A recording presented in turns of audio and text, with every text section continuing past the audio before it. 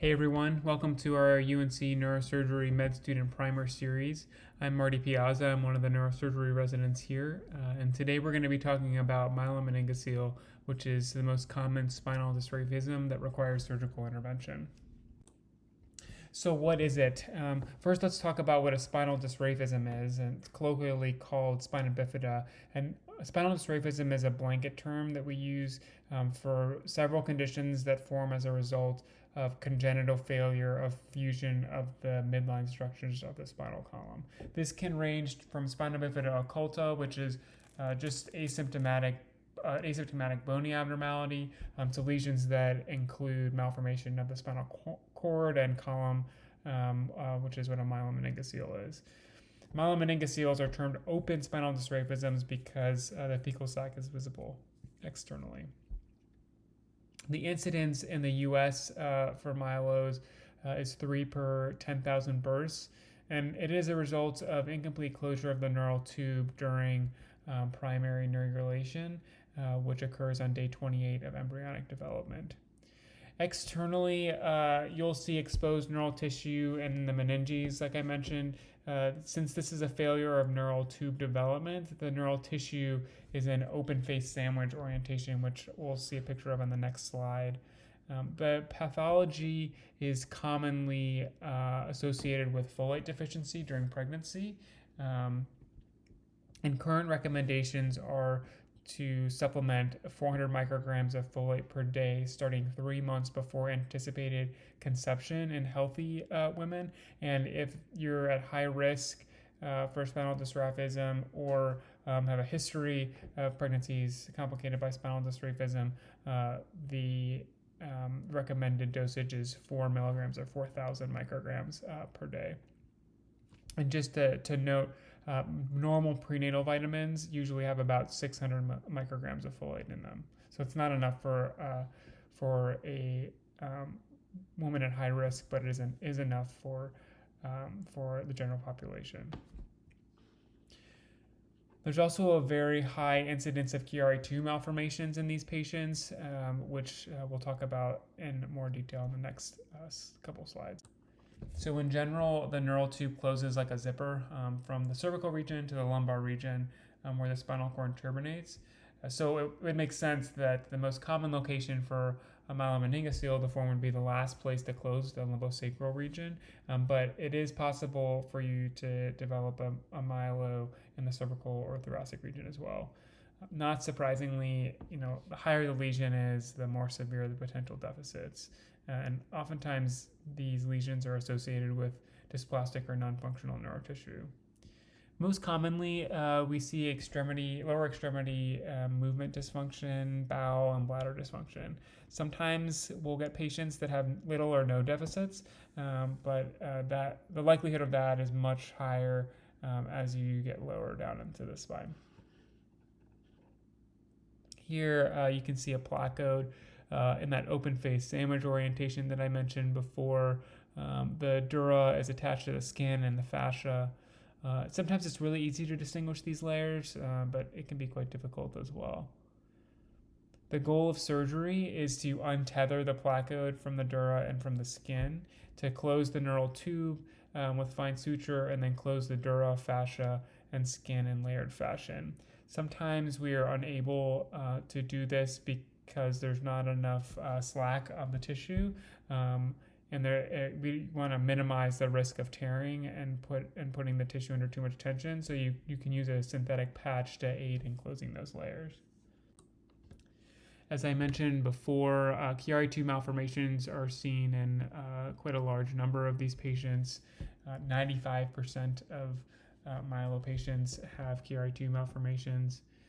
It's important to note that by definition, a Chiari-2 malformation has to have a spinal dysraphism associated with it, so remember that. Classically, you will see the cerebellar tonsils herniating at least 5 millimeters past the foramen magnum at the base of the skull. This is also associated with small posterior fossa, a large thalamic adhesion on the third ventricle, tectal beaking, dysmorphic ventricles, aqueductal stenosis, and herniation of the brainstem This is a great image because it shows all of these findings, but they may not all be present at the same time, and may not be present at all. Interestingly, after correction of a myelomeningocele, particularly in fetal cases, you may see reversal of the tonsillar herniation, but you'll still have a small posterior fossa.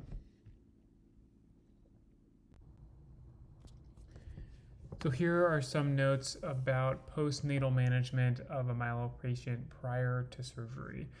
These patients are often born by C-section, but mothers are given the option for a vaginal delivery if they would like. The patients will be immediately taken to the neonatal ICU after birth. They should remain prone with a mud flap at the top of the gluteal fold to prevent significant exposure of the neural elements to fecal matter. The lesion should be covered with a wet TOFA in order to keep it moist. Oftentimes, these lesions will be leaking CSF, which put the patient at increased risk for meningitis. If the lesion does not remain moist, it may also tear, and that can also cause a leak, but it could make closure a little bit more complicated as well. In order to prevent meningitis in this period, patients are started on ampicillin and gentamicin prophylactically. Foley should be placed as well in order to help keep the lesion clean, but these patients oftentimes will have urinary symptoms and urinary retention, so this helps relieve their bladder. For some unknown reasons, these patients tend to develop a severe latex allergy once they're exposed. So right at birth, we put them on strict latex precautions. Surgical intervention for the correction of a myelo should be completed within the first 48 hours of life in order to minimize the risk of developing meningitis.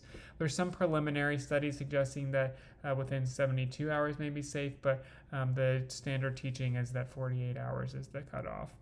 After surgery, the CSF leak through or into the defect has been corrected, and the patient is at risk for hydrocephalus due to this massive change in CSF flow dynamics.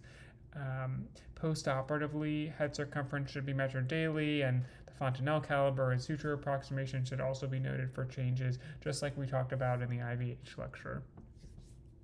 Leakage through the myelo repair site itself may also be a manifestation of hydrocephalus. It's easy to think that when there's CSF leaking through the myelo wound, it's just because of a poor closure, but the wound may not be healing because there's a pressure problem, and so that should always be setting your alarm bells off if there's leakage through the myelo wound. In addition to neurosurgery, orthopedic surgery, urology, and rehab medicine should be notified at the time of birth to establish care and to help determine further inpatient needs.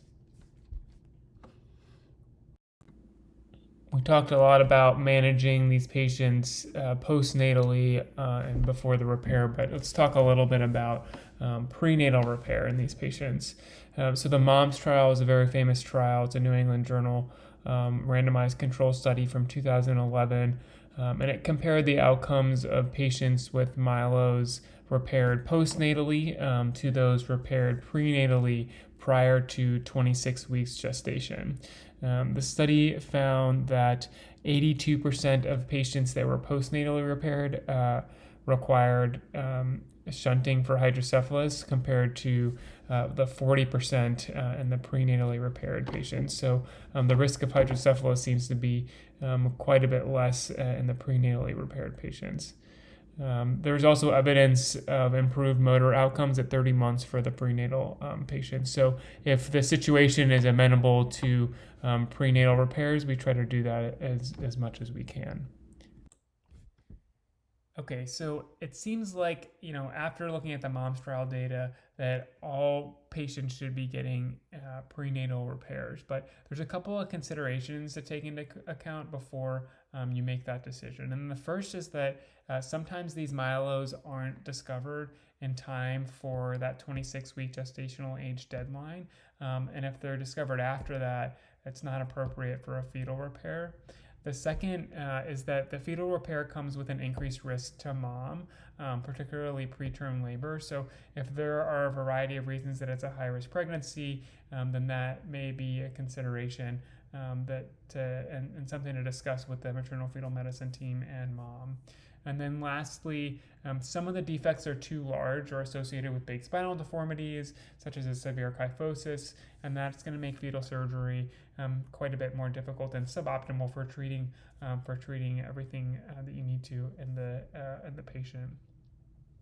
And actually, I'd add, this prenatal repair takes a big team, and it requires a maternal fetal medicine team, a neurosurgical team, and obviously dedicated anesthesia teams. And so it's a big group that cares for these patients, and you really need to have a center that is able to accommodate that in order to do these fetal repairs. And not every hospital has that capability.